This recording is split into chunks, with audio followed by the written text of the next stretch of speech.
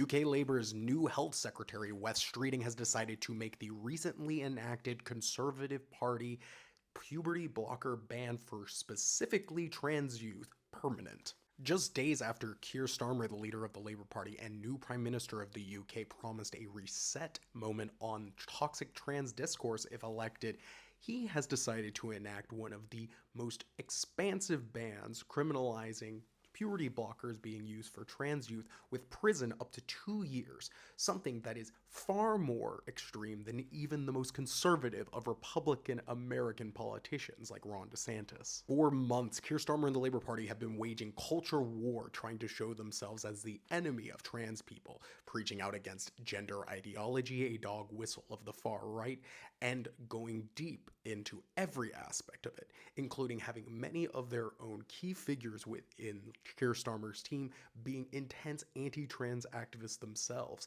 including one of the ideological leaders of the anti-trans movement, the MP, Rosie Duffield, who is best buddies with billionaire anti-trans activist J.K. Rowling. The conservative puberty blocker ban was actually going to expire on September 3rd.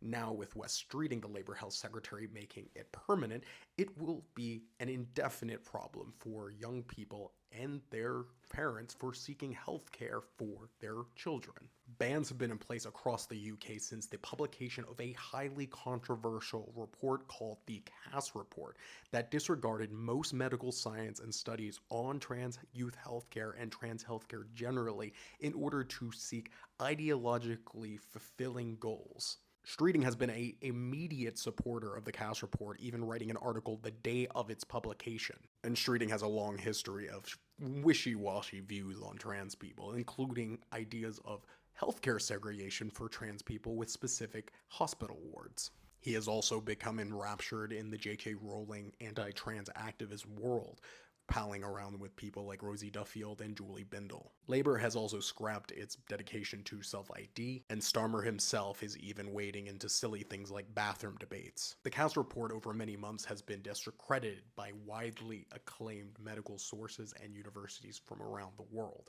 The report has been shown to be a highly ideological document, including in its publication, even taking consultancy from the DeSantis administration in Florida.